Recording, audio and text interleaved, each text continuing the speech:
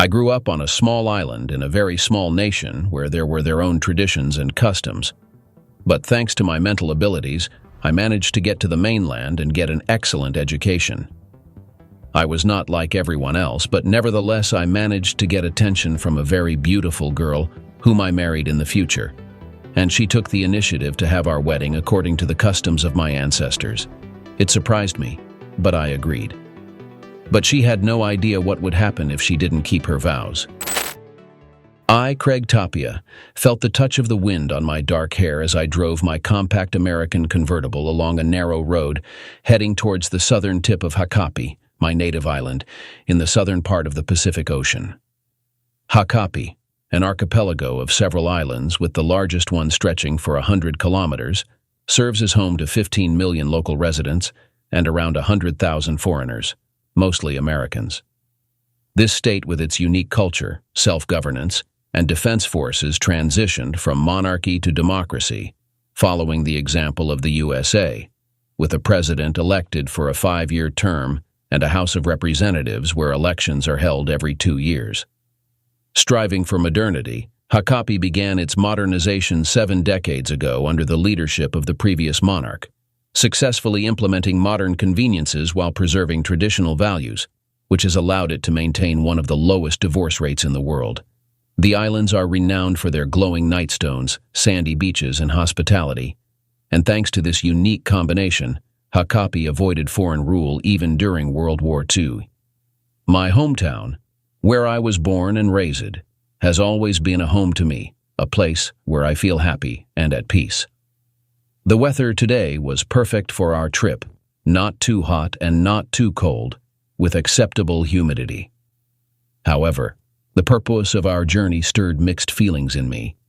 I turned my gaze to Karen sitting beside me, my wife, a California beauty who was not only my life companion, but also the embodiment of any man's dream. We met 6 years ago when I started teaching at the local campus of the American University after returning home. Karen worked in the admissions office, and our acquaintance grew into a deep connection, sealed by marriage. She had lost her parents in a car accident and had no other relatives, but her desire to have a traditional marriage in Hakapi seemed unusual to me. Despite this, I respected her choice and helped her prepare for the ceremony, teaching her the correct pronunciation of the words. Karen had already mastered the local language well enough for trading at the markets, but she still had to fully grasp the depth of traditional expressions. Her commitment to participating in the ceremony was impressive. Approaching the culmination of the ritual, she knelt in her elegant white attire and offered me a pillow on which lay the seabed, an ancient symbol of the commitments between husband and wife.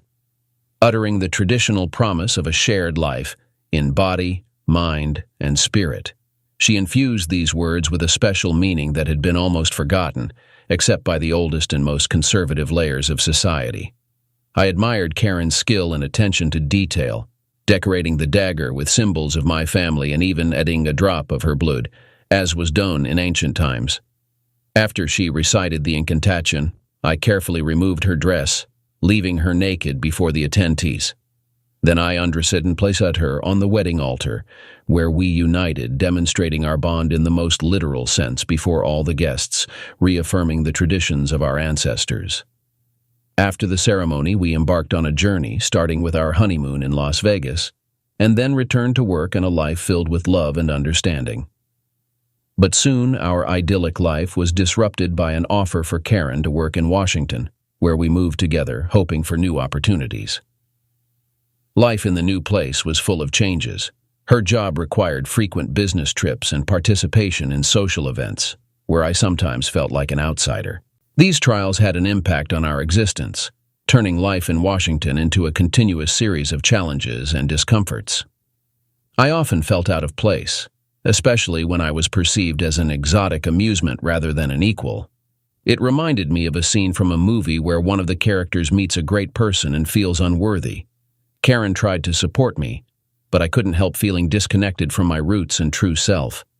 I explained to Karen that it seemed like some people expected to see me with a bone through my nose and a loincloth, to which she jokingly remarked that I would need a pretty long loincloth. I couldn't help but smile at such a notion, wondering if they didn't realize that I was one of the top graduates of Harvard, and how much effort I had put into completing my education without debt and becoming a burden. "They probably don't even suspect," she replied quietly. My feelings toward these people were far from warm, and I felt like an exhibit at a museum, which she tried to comfort me by saying it was just part of the social game. But I knew I had to be there for her despite my awkwardness. We discussed her new boss, Robert, whom I had met and immediately disliked.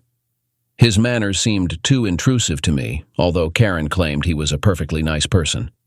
I couldn't hide my jealousy, noticing how he behaved with Karen, but she assured me that he was well aware of our marriage. I confessed my feelings, holding her in my arms and hoping that Robert wouldn't forget this fact. Our evening ended with a passionate and hot, intimate moment, but deep down I felt unease. Intuition told me that Robert could become a problem, and I had to be cautious. Over the next 6 months, our life spiraled into a pit. Karen often left with Robert, and evenings at work lasted longer than usual, completely altering our intimate life to its disappearance. She was always too tired to maintain our closeness. It all came to a head one day when I, going through student papers, heard a knock on the door. "Come in," I invited, and a petite brunette appeared at the door, Karen's colleague, whose name was elusive to me. She introduced herself as Betty and nervously began to talk about Karen and Robert, their obvious affair, which completely caught my attention. Betty noticed their excessively long lunches, joint trips, and personal interaction that went beyond professional relationships. I confirmed the seriousness of her accusations and asked about her personal observations, to which she confessed in their testimony of their kiss.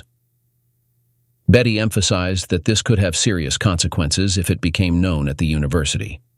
I thanked her for her honesty and promised to address the issue. After her departure, I turned to the list of private detectives and lawyers that I had compiled for emergencies, realizing that I might need their services. If Betty's suspicions were confirmed, I would be faced with the need to make a difficult decision about divorce. So I hired a detective. It was not surprising that later that evening Karen informed me of a delay at work. Alone in the kitchen, eating lasagna, I pondered the situation my life had come to and what might be happening between Karen and Robert at that moment. In the end, I disposed of the leftover lasagna in the trash and headed to the bedroom. Changing into pajamas, I got into bed and turned on the TV, but soon fell asleep.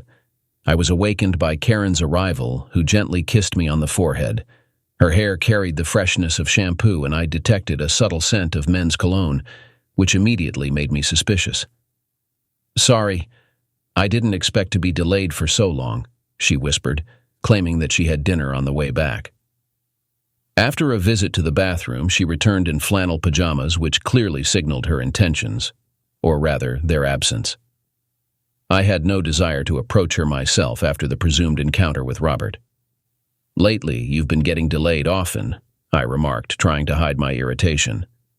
Her explanation about preparing for an important meeting with donors sounded unconvincing, especially considering her sudden trip to New York planned for a couple of days later. I could see that she was trying to confuse me with her words, but I decided to give her a chance to open up. The next day, Robert showed up at my office. His unexpected visit and swift entry before I could invite him in only added to the questions I already had. I looked up and met Robert's gaze, radiating a confident smile. "How can I help you, Mr. Robert?" I asked, maintaining a neutral tone. He began by apologizing for taking up so much of my wife's time, trying to convince me of his innocence regarding the spreading rumors. I, without showing much excitement, replied that my judgments were based on facts and evidence and expressed hope that his assurances were justified. His confidence momentarily wavered. Apparently, he didn't expect to encounter such determination. There was something in my voice and gaze that clearly unsettled Robert. Perhaps he saw in me something different from what he was used to in an academic setting. It was evident that my calm but firm response made him reconsider his future intentions regarding Karen. "By the way, Karen mentioned your upcoming trip to New York," I continued, trying to steer the conversation into safer territory. His attempt to apologize for spending more time with Karen than with me sounded unconvincing. The sarcasm in my voice when I asked when I would finally be able to spend time with my wife only emphasized my dissatisfaction with the situation. "Very soon," he hastily replied, promising that everything would settle down once they finished their current business. His hurried departure after a brief conversation left me alone with my thoughts on how to proceed. After Robert left my office, I immediately picked up the phone to make another important call. It was no surprise that Karen had informed me of the need to stay late at work, preparing for the weekend meeting. It didn't surprise me, just like the letter I received in my personal inbox on the same day from a private detective. Returning home after dinner outside, I tried to reach Karen on her work number, but without success. My call to Robert also went unanswered. Tired of endless lies and deceit, I reviewed the message and the attached photos while sitting at the computer late into the evening. They were very incriminating. When Karen came home, she found me wide awake. She apologized for the delay, but I already knew it wasn't true. I delicately pointed out the inconsistencies in her story, especially after my unsuccessful attempts to reach her at the office that evening. Her attempts to justify herself didn't convince me, especially after she tried to explain her presence in the conference room and her obvious disregard for my calls.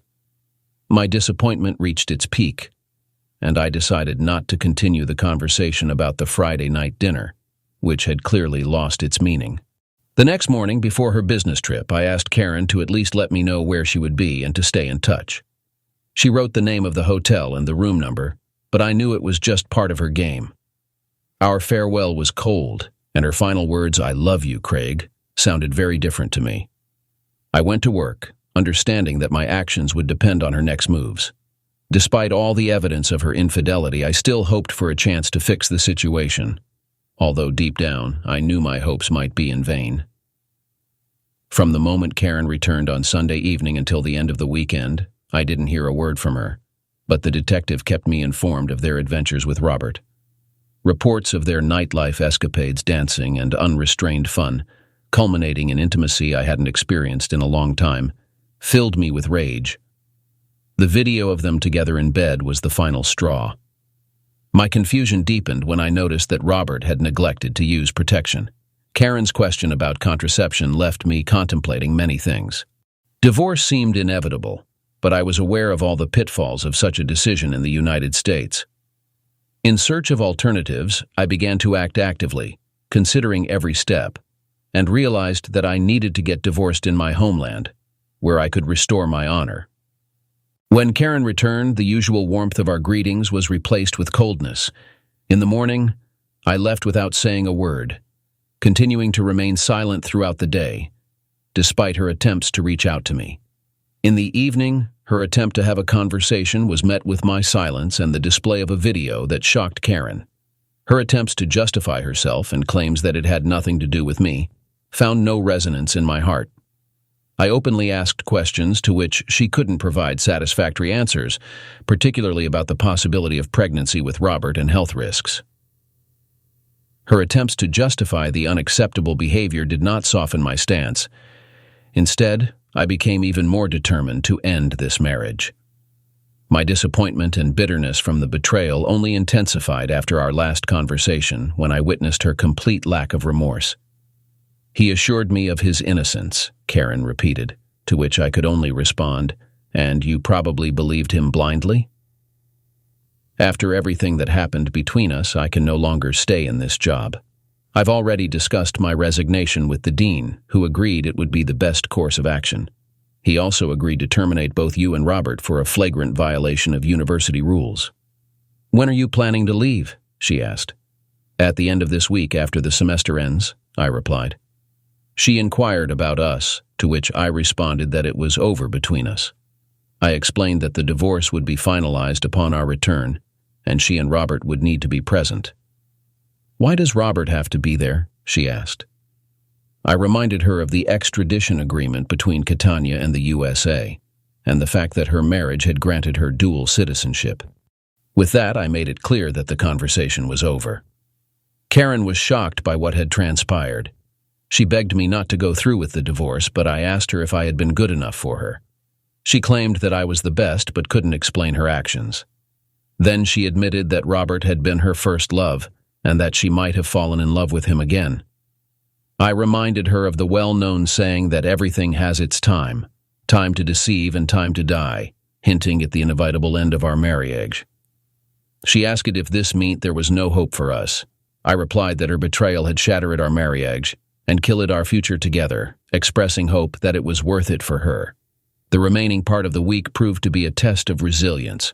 When the dean summoned Robert and Karen, they faced dismissal for violating the university's ethics due to their extramarital affair. The dean handed Robert documents he had received via email, marking the summons from Catania regarding my divorce. Despite Robert's outrage, the dean confirmed the legitimacy of the documents and warned of extradition if they refused to attend the hearing. Angry and shocked, Robert decided to confront me face-to-face, bursting into my office. His impulsive attempt at physical aggression was quickly halted by me, showing him that I was not someone to mess with. Calmly but firmly, I ordered him to leave my space and not appear before me until the day of the hearing. Karen tried to find a way to approach me, wanting to mend the damage done to our relationship, but I kept my distance, preferring to avoid her and ignore her attempts at dialogue. Her tears and pleas for reconciliation fell on deaf ears in my heart. The last days before departure passed in silence and tension as I prepared for the inevitable break and the closing of this chapter in our shared life. On Wednesday, movers came to pack and send my belongings back home. The realtor had already begun the process of selling the house. Karen and I spent our last night in a motel, keeping our distance from each other. I was determined not to succumb to her charms, despite her undeniable allure. Early Friday morning, we flew back home, and I immediately learned that Robert was already on his way to the island, with a court date set for Monday. Over the weekend, Karen tried to persuade me to reconsider the divorce, but I remained resolute. She begged me for another chance, but I continued to reject her attempts. Her promises meant nothing to me anymore. I reminded her of our vow of fidelity that she had broken, and I stated that it was time for accountability and moving forward. At dawn on Monday, I woke Karen up at 4:30 in the morning. When she asked why the early wake-up call, I explained that it was time to prepare for a long day. She argued that the courthouse was nearby, but I clarified that our destination lay elsewhere. Her curiosity about our direction grew when I mentioned Mount Hasapi, a place surrounded by myths and legends of our people, and proposed conducting a traditional divorce ritual there. Her amazement turned into shock as she realized where I was leading her. Karen knew the stories about Mount Hasapi, a place where marriages dissolved through nothing less than the death of one of the spouses. She couldn't believe that I had decided to take such a step. That morning, as she got dressed, she was overwhelmed by fear of what lay ahead. Meanwhile, I calmly prepared everything for our departure, packing the necessary items into the trunk of the rented car. We had breakfast at a local diner, where I ate with gusto while Karen barely touched her food, consumed by worry. She tried to convince herself that all the scary stories about Mount Hasapi were nothing more than myths, but doubt continued to gnaw at her from within. The journey to Mount Hasapi took over an hour, during which Karen sat next to me, silently staring out the window, as if she were sentenced, led to her execution. My decision to perform the traditional divorce ritual in such a place was driven by the desire to close this chapter of our lives in accordance with our people's customs, giving both of us a chance to start anew. Upon reaching the summit of Mount Hasapi, I felt the grandeur of my people's ancient traditions. Leading Karen up the stone steps, we encountered the royal guard and wise elders gathered around the sacred site. I explained to Karen that her desire for a traditional marriage had now led us to a traditional divorce, something she seemed unprepared for. Karen was stunned when she saw the king and realized he was my uncle. I changed into traditional attire in preparation for the ceremony. Before the trial began, Robert was brought in and bound to an ancient stone slab perched directly above a deep abyss. His displeasure and arrogance remained unchanged even when faced with the incomprehensibility of the situation. When the court announced the divorce, I addressed Karen and Robert. Confusion and fear were evident in their eyes. Robert, in his typical manner, demanded explanations, while Karen already grasped the gravity of the moment. I looked at them, realizing that despite everything that had happened, I still had feelings for Karen. However, betrayal and lies had forever altered our connection. My decision was a heavy one, but I felt it was the only right path to maintain my honor and dignity, despite the deep pain and disappointment they had caused me. In my hands, I held a traditional Hakapi knife, a gift from Karen on the day of our wedding. It was not just a symbol, but a reminder of the importance of our promise. Robert, upon seeing my dagger, paled, attempting to say something. But at that moment I waved my hand and everyone watched as a fountain of red liquid flowed from his neck. Karen was horrified and tried to help Robert close the wound, but they both lost their balance on the narrow plank they stood on and plummeted into the abyss. I removed my wedding ring and tossed it after them, then heard a loud impact followed by a sigh of relief a few seconds later. After the sound of the gavel, the chairman declared the end of our marriage. I remained standing, lost in my thoughts as the judges left. Suddenly, I felt a gentle touch on my shoulder and saw my uncle standing nearby. "Did you love her?" he asked. "Yes," I replied with heaviness. My uncle gently mentioned that I had offered Karen salvation, but she had chosen a different path. He recounted having similar feelings and experiences, emphasizing that I would have to go through this trial. "Your honor and dignity have been restored. Now it's time to heal and look forward," he said, handing me his business card. "This young lady will be a wonderful companion in life and a queen when the time comes," he added, expressing his desire to have a true doctor in the family. I thanked him for his support and confidence in the future. He wished me luck and reminded me of the importance of moving forward, keeping warmth and love in my heart. As I changed back into my regular clothes, I reflected on Karen and our time together before heading to the car. Sitting behind the wheel, I recalled our youth and the special one that had once captured my heart. I connected my phone and dialed the number given by my uncle, hearing a familiar voice. "The divorce is finalized," I said. "Excellent. Come back home to the one who has always loved you," she replied. "I'm on my way," I said with newfound hope in my heart, contemplating the enduring power of first love. That's the end of the story. It is very important for us to see your opinion in the comments. Also, do not forget to subscribe to the channel and put likes. Good luck.